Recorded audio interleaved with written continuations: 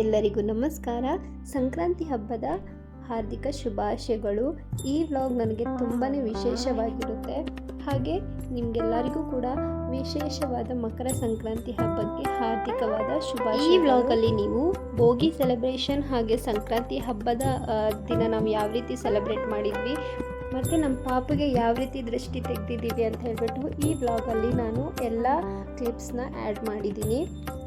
ಈ ವ್ಲಾಗನ್ನು ಮಿಸ್ ಮಾಡದೆ ಕೊನೆ ತನಕನೂ ನೋಡಿ. ಈ ವ್ಲಾಗ್ ನಿಮಗೆ ತುಂಬಾ ಇಷ್ಟ ಆಗುತ್ತೆ ಅಂತ ಅಂದ್ಕೊತೀನಿ. ಸಂಕ್ರಾಂತಿ ಹಬ್ಬದ ಹಿಂದಿನ ದಿನ ಭೋಗಿ ಹಬ್ಬ ಇತ್ತಲ್ಲ, ಅವತ್ತು ಅಕಸ್ಮಾತ್ ದೇವರೇ ನಮ್ಮನ್ನು ಕರೆಸ್ಕೊತೇನೋ ಅನ್ನೋ ಫೀಲಿಂಗ್ ಆಯಿತು ನನಗಂತೂ. ಯಾಕಂದರೆ ಈ ಊರು ನಮಗೆ ಹೊಸದಾಗಿರೋದ್ರಿಂದ ಇಲ್ಲಿ ಈ ಊರಲ್ಲಿ ಏನೇನು ಸೆಲೆಬ್ರೇಷನ್ ಮಾಡ್ತಾರೆ, ಎಲ್ಲಿ ಯಾವ ಟೆಂಪಲ್ ಇದೆ ಅಂತಲೂ ಕೂಡ ಇನ್ನೂ ಕರೆಕ್ಟಾಗಿ ಗೊತ್ತಿರಲಿಲ್ಲ. ಅವತ್ತು ನಮ್ಮಮ್ಮ ದೇವಸ್ಥಾನಕ್ಕೆ ಪಾಪು ಹೆಸರಲ್ಲಿ ಕಪ್ಪೆಳ್ಳು ಹಾಗೆ ಬೆಲ್ಲನ ದಾನ ಮಾಡಿ ಕೊಡುವಂತ ಹೇಳಿದ್ರು.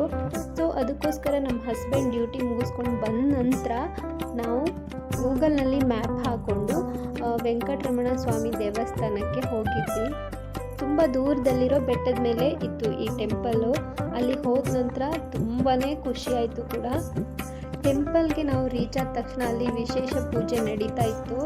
ದೇವಸ್ಥಾನದ ವಾತಾವರಣ ದೀಪಗಳಿಂದ ಎಲ್ಲ ಫುಲ್ಲು ಅಲಂಕಾರ ಮಾಡಿದ್ರು. ಮತ್ತು ಇಲ್ಲಿ ಪುರೋಹಿತರ ಮಂತ್ರ ಘೋಷ ಶಬ್ದ ಇದೆಯಲ್ಲ, ಅದು ಕೂಡ ಎದ್ದು ಕೇಳಿಸ್ತಾ ಇತ್ತು. ಎಲ್ಲವೂ ಕೂಡ ಮನಸ್ಸಿಗೆ ಏನೋ ಒಂಥರ ತುಂಬಾ ಸಂತೋಷ ಆಯಿತು. ನಿಜವಾಗ್ಲೂ ನಾನು ಅವತ್ತು ಅಂದ್ಕೊಂಡೇ ಇರಲಿಲ್ಲ ಈ ಥರ ಒಂದು ಟೆಂಪಲಲ್ಲಿ ಈ ಥರ ನನಗೆ ದೇವರ ದರ್ಶನ ಆಗುತ್ತೆ ಅಂತ ನಾನು ಅಂದ್ಕೊಂಡೇ ಇರಲಿಲ್ಲ. ಅದರಲ್ಲೂ ಕೂಡ ಶ್ರೀ ವೆಂಕಟರಮಣ ಸ್ವಾಮಿ ಏಕಾಂತ ಸೇವೆಯನ್ನು ಕೂಡ ನಾವು ಕಣ್ಣಾರೆ ನೋಡುವ ಭಾಗ್ಯ ದೊರೆತಿದ್ದು ನನ್ನ ಜೀವನದ ಒಂದು ಸ್ಮರಣೀಯ ಕ್ಷಣ ಅಂತ ತುಂಬಾ ನಾನು ಫೀಲ್ ಮಾಡಿದ್ದೀನಿ. ಯಾವಾಗಲೂ ನಾವೇ ಹೋಗ್ತಾ ಇರ್ತೀವಿ, ಆದರೆ ದೇವರು ಕರೆಸ್ಕೊಳ್ಳುವಾಗ ಕಾರಣ ಬೇಕಿಲ್ಲ, ನಾವು ಹೋಗ್ತಾನೆ ಇರಬೇಕಷ್ಟೇ. ದಿನ ನಾನು ದೇವಸ್ಥಾನದಲ್ಲಿ ಕಂಡ ಆನಂದ, ಭಕ್ತಿ ಮತ್ತು ಶಾಂತಿ ಇವೆಲ್ಲ ಪದಗಳಲ್ಲಿ ಹೇಳೋಕ್ಕೆ ತುಂಬಾ ಕಷ್ಟ. ಇದೆಲ್ಲವನ್ನು ನಿಜಕ್ಕೂ ಕೂಡ ದೇವರ ಕೃಪೆ ಅಂತಲೇ ನಾನು ಫೀಲ್ ಮಾಡಿದ್ದೀನಿ. ನನ್ನ ಪ್ಲೇಸಲ್ಲಿ ನೀವಿದ್ದಿದ್ರೂ ಕೂಡ ಇದೇ ಥರ ಫೀಲ್ ಆಗ್ತಾಯಿದ್ರಿ. ಸೊ ನಾವು ಇನ್ನೇನೋ ದೇವಸ್ಥಾನಕ್ಕೆ ರೀಚ್ ಆದಾಗ ಅಲ್ಲಿ ಸ್ವಾಮಿಗೆ ಪೂಜೆ ಮಾಡ್ತಾಯಿದ್ರು.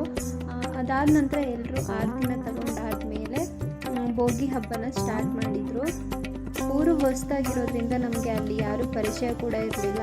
ಆದರೆ ಅದು ಯಾವ ಥರನೂ ಫೀಲ್ ನಮಗೆ ಕೊಟ್ಟಿಲ್ಲ. ಅವರು ಎಷ್ಟು ಚೆನ್ನಾಗಿ ಮಾತಾಡಿಸಿದ್ರು, ಬನ್ನಿ ಸರ್, ಬನ್ನಿ ಮೇಡಮ್ ಪೂಜೆಗೆ ಅಂತ ಹೇಳ್ಬಿಟ್ಟು ಎಲ್ಲರೂ ಕರೀತಾಯಿದ್ರು.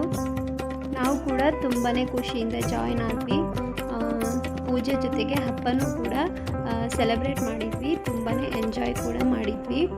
ಕಂಟಿನ್ಯೂಸ್ ಆಗಿ ಫುಲ್ಲಾಗಿ ನಾನು ರೆಕಾರ್ಡ್ ಮಾಡಿಲ್ಲ, ಯಾಕಂದರೆ ನನಗೂ ಕೂಡ ಇದು ಫಸ್ಟು ನಾನು ಇದನ್ನು ನೋಡಿರೋದು. ಭೋಗಿ ಅಂದ್ರೇ ನನಗೆ ಏನಂತಲೇ ಗೊತ್ತಿರಲಿಲ್ಲ.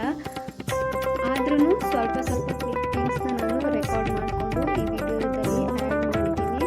ಮಿಸ್ ಮಾಡದೆ ಕೊನೆ ತನಕ ಹೀಗೆಲ್ಲ ಮಾಡ್ತಾರೆ ಅಂತಲೇ ನಾನು ಗೊತ್ತಿರಲಿಲ್ಲ. ಅಂದರೆ ಈ ಥರನೂ ಒಂದು ಸಂಪ್ರದಾಯ ಶಾಸ್ತ್ರ ಎಲ್ಲ ಇದೆ ಅಂತ ನನಗೆ ನಿಜವಾಗ್ಲೂ ಗೊತ್ತಿರಲಿಲ್ಲ. ಅವತ್ತೇ ನನಗೆ ಗೊತ್ತಾಗಿರೋದು. ನೀವು ಕೂಡ ನೋಡಿ ಕೊನೆ ತನಕ, ವಿಡಿಯೋ ತುಂಬಾ ಚೆನ್ನಾಗಿದೆ.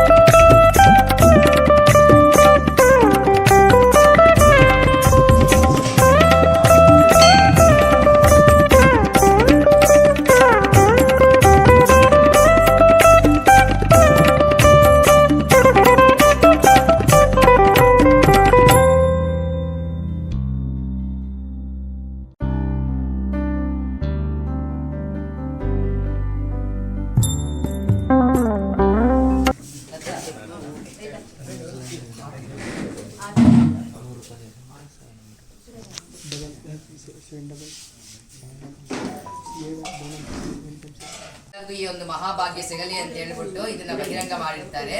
ಎಲ್ಲರೂ ಕೂಡ ನಿಶಬ್ದವಾಗಿರ್ಬೇಕು. ಈ ಏಕಾಂತ ಸೇವೆಯಲ್ಲಿ ಬ್ರಹ್ಮಾದಿ ದೇವತೆಗಳೆಲ್ಲ ಸ್ವಾಮಿನವರನ್ನ ನೋಡೋದಕ್ಕೆ, ಅರ್ಚನೆ ಮಾಡೋದಕ್ಕೆ ಬರ್ತಾರೆ.